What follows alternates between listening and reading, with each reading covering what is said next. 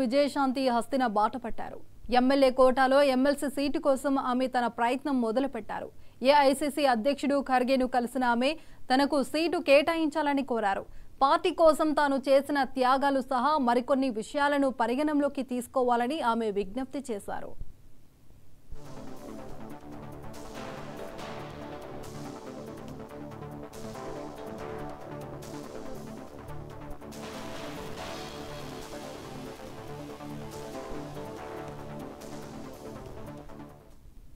దీనిపైన పూర్తి సమాచారం మా ఇన్పుట్ ఎడిటర్ నవీన్ అందిస్తారు. నవీన్, మరి కాసేపట్లో మల్లికార్జున ఖర్గేని ఇటు విజయశాంతి కూడా కలివేసేటువంటి అవకాశం కనిపిస్తున్నాయి. ముఖ్యంగా ఇటు ఎమ్మెల్సీ సంబంధించినటువంటి అంశాల్లో కూడా తమకి ప్రాధాన్యత ఇవ్వాలని చెప్పేసి కూడా వారిని కోరేటువంటి అవకాశం కనిపిస్తున్నాయి. ఎందుకంటే ఇప్పటికే కాంగ్రెస్ పార్టీకి సంబంధించినటువంటి ముఖ్య నేతలు కూడా ఢిల్లీ కూడా వెళ్ళడం జరిగింది. ఎమ్మెల్యే కోటలో ఉన్నటువంటి ఎమ్మెల్సీలో తమకి టికెట్లు ఇవ్వాలని చెప్పేసి కూడా చాలామంది ఆశావాళ్ళు కూడా ఢిల్లీతో పాటు ఇటు ముఖ్యమంత్రి రేవంత్ రెడ్డిని కూడా అనేక సందర్భాల్లో కూడా కలిసినటువంటి పరిస్థితి నెలకొంది. కాబట్టి ఇప్పుడున్నటువంటి పరిస్థితుల్లో మాత్రం ఇటు విజయశాంతితో పాటు మరో ఇద్దరు కాంగ్రెస్ పార్టీలో ఉన్నటువంటి సీనియర్ నేతలు కూడా ఇటు మల్లికార్జున్ తోటి భేటీ అయ్యేటువంటి అవకాశం కనిపిస్తుంది. దాంతో పాటు ఇటు రాహుల్ గాంధీని కూడా వారు కలిసేటువంటి అవకాశాలు ఉన్నట్టు కూడా తెలుస్తుంది. ఎందుకంటే పార్టీలో చాలా వరకు సీనియర్ నేతలుగా ఉన్నాము, తమకి ఖచ్చితంగా ప్రాధాన్యత ఇవ్వాలని చెప్పేసి కూడా వారు కూడా కోరుతున్నటువంటి పరిస్థితి నెలకొంది. అయితే విజయశాంతి సంబంధించినటువంటి విషయం చూసుకుంటే మాత్రం విజయశాంతి తెలంగాణ ఉద్యమం సమయంలో మాత్రం చాలా కీలకంగా పాత్ర పోషించినటువంటి పరిస్థితి నెలకొంది. ఆ సమయంలో తల్లి తెలంగాణ అనే పార్టీ కూడా పెట్టడం జరిగింది. దాని తర్వాత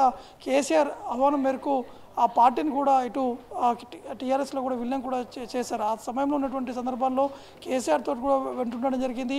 అప్పుడు ఎంపీ టికెట్ కూడా వారికి ఇచ్చినటువంటి సందర్భం కూడా నెలకొంది. దాంతోపాటు పార్టీలో ఉన్నటువంటి పరిస్థితులు కావచ్చు, పార్టీలో కొంత ప్రాధాన్యత కూడా దక్కట్లేదని చెప్పేసి గతంలో బీఆర్ఎస్ పార్టీకి సంబంధించినటువంటి ముఖ్య నేతలతో కూడా విభేదించి ఇటు కాంగ్రెస్ పార్టీ తీర్థం కూడా పుచ్చుకోవడం జరిగింది. అంటే కాంగ్రెస్ పార్టీ తెలంగాణ ఇచ్చింది, కాంగ్రెస్ పార్టీ సోనియామణి కాంగ్రెస్ తెలంగాణ ఇచ్చింది కాబట్టి ఖచ్చితంగా కాంగ్రెస్ పార్టీలో చేరుతానని చెప్పేసి మళ్ళీ అప్పుడు ఆ సమయంలో కాంగ్రెస్ పార్టీలో చేరారు. దాని తర్వాత కొన్నేళ్ల పాటు కాంగ్రెస్ పార్టీలో ఉన్నారు. దాని తర్వాత అక్కడి నుంచి మళ్ళీ కాంగ్రెస్ పార్టీలో తనకి ఎటువంటి ప్రియారిటీ ఇవ్వట్లేదని చెప్పేసి మళ్ళీ బీజేపీ పార్టీలో చేరినటువంటి సందర్భం కూడా నెలకొంది. అప్పుడు 2023 ఎన్నికల కంటే ముందు ఇటు బీజేపీని వీడి మళ్ళీ కాంగ్రెస్ పార్టీలో కూడా చేరినటువంటి పరిస్థితి నెలకొంది. కాబట్టి ఇప్పుడు ఖచ్చితంగా తాను ఎట్టి పరిస్థితుల్లో అపోజిషన్లో ఉన్నటువంటి పార్టీ నేతలు కావచ్చు, వారిపై ఖచ్చితంగా నేను ఫైట్ చేసేందుకు సిద్ధంగా ఉన్నాను, పార్టీ కోసం అనేక ప్రయత్నాలు కూడా చేశాను, అనేక కష్టపడ్డానని చెప్పేసి కూడా విజయశాంతి ఢిల్లీ పెద్దలకు కూడా ఈ అంశాన్ని కూడా ప్రస్తావించడం జరిగింది. దాంతోపాటు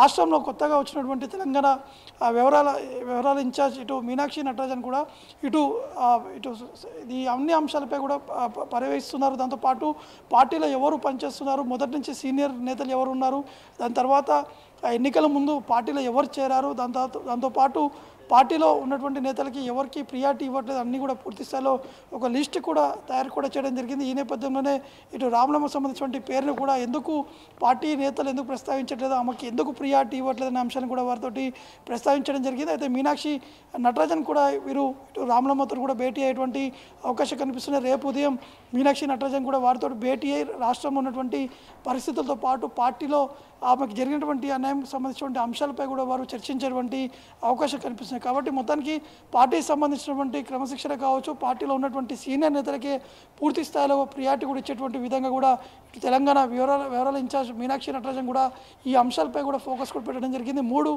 గ్రూప్స్గా కూడా విభజించారు. ఆ 3 గ్రూప్స్లో సీనియర్లకి, జూనియర్లకి, దాంతోపాటు ఇటు ఎన్నికల్లో కాంగ్రెస్ పార్టీ గెలిచిన తర్వాత అధికారం వచ్చినటువంటి సందర్భాల్లో ఆ సమయంలో ఎవరు పార్టీలో చేరారు ఇవన్నీ కూడా పూర్తి స్థాయిలో ఒక లిస్ట్ అవుట్ కూడా ఇవ్వాలని చెప్పేసి కూడా మీనాక్షి నటరాజన్ కూడా చెప్పడం జరిగింది. ఈ నేపథ్యంలోనే విజయశాంతి కూడా ఢిల్లీ పర్యటన ఉన్నారు. దాంతోపాటు పార్టీలో ఉన్నటువంటి కీలకమైనటువంటి నేతలతో కూడా చర్చించిన తర్వాత ఖచ్చితంగా వారికి ఎమ్మెల్సీ టికెట్ కూడా ఇవ్వాలని చెప్పేసి కూడా వారు కూడా కోరేటువంటి అవకాశం కనిపిస్తుంది. ఎందుకంటే చాలా సీనియర్ లీడర్, అనేక పార్టీలో కూడా పనిచేశారు, తనకున్నటువంటి అనుభవం కూడా చూసి ఇవ్వాలని చెప్పేసి కూడా వారు కూడా ఢిల్లీ అధిష్టానం కూడా కోరేటువంటి అవకాశం కనిపిస్తుంది. కానీ మనకున్నటువంటి సమాచారం ప్రకారం ఇంకా క్యాబినెట్ సంబంధించినటువంటి విస్తరణ కూడా ఉంది కాబట్టి అందులో 6 శాఖలు కూడా ఖాళీగా ఉన్నాయి. 6 పోస్టులు ఖాళీ ఉన్నటువంటి నేపథ్యంలో ఒకవేళ విజయశాంతికి ఇటు ఎమ్మెల్సీ ఇస్తే మాత్రం ఖచ్చితంగా మళ్ళీ క్యాబినెట్లో కూడా తీసుకునేటువంటి అవకాశాలు కూడా ఉన్నట్టు కూడా తెలుస్తుంది. ఎందుకంటే అనేక సందర్భాల్లో కాంగ్రెస్ పార్టీ సీనియర్ నేతలు కూడా చెప్పారు ఖచ్చితంగా మహిళలకు కూడా గౌరవిస్తాం కాబట్టి వారికి కూడా ఇంకా క్యాబినెట్లో ఇంకా 2-3 సీట్లు ఇచ్చేటువంటి అవకాశాలు ఉన్నాయని చెప్పేసి కూడా